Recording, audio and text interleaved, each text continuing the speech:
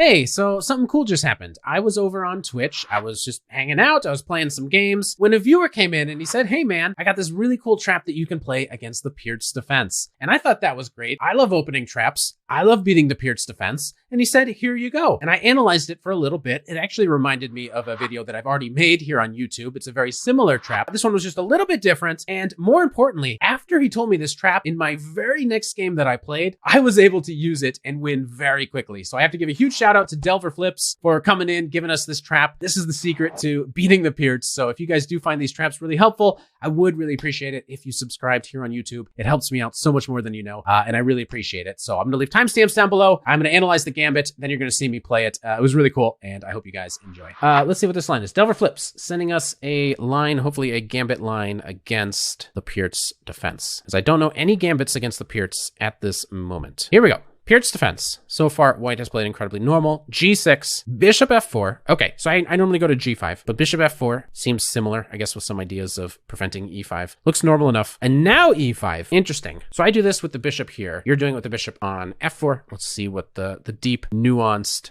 It didn't say gambit at any point. So this is not a gambit by any means, but very similar ideas. Very similar ideas. Doesn't seem to matter where this guy is. But now, if they take...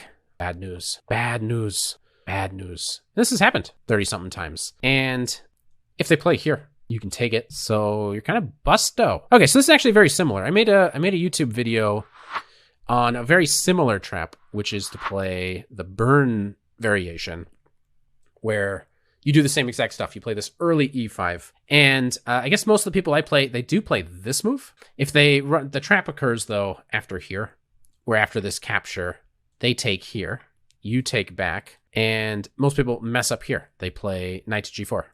h3 is the move. And after captures, it's very similar. d5, not here, definitely d5. And it's important to be on this square, so that if they go here, you can take this. But it's very similar. You're just gonna be taking this thing and giving this checkmate. Let's go. Now I'm getting excited. So we are white. So I said I'd play here. Okay, and then somebody just mentioned this move. This was Delver Flips, right? Mentioning this move. Let's see if this is the secret to crushing the Pirc. It was like this, right? And now here, and I win? Wait, was it literally this? Is this the secret? Because it went here. Ah, okay, so the opponent sees that far. Wait, I can push here. I can take here right away. Oh, why not just go here? Attack this thing. Take that. This is the secret! Hey! You guys know everything. I'm stealing from you guys. Huh. Or should I? Or, this is the double reverse back counter blunder. Hey! You guys are genius! I should just be stealing all my content from you?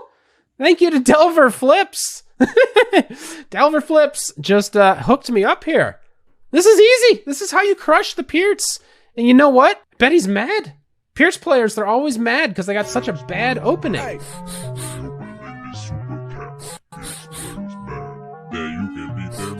Hey.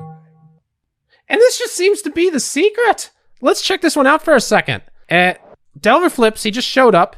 He said, here's how you do it. You put the bishop on f4, bishop g5. You could, but why? Bishop f4. And after this, you just push. They're going to blunder. They're going to trade the queens. We're going to have to check this a little more carefully, and you just win. And then my opponent did kind of trick me here, but knight e6. Wow, this is great. So what should black actually do?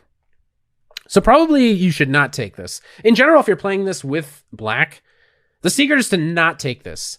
And it always looks right. It's like so appealing to take this and swap queens. But no matter where this bishop is, in similar positions to this, this is always wrong. White just gets too active, and there are always this threats immediately against the c-pawn.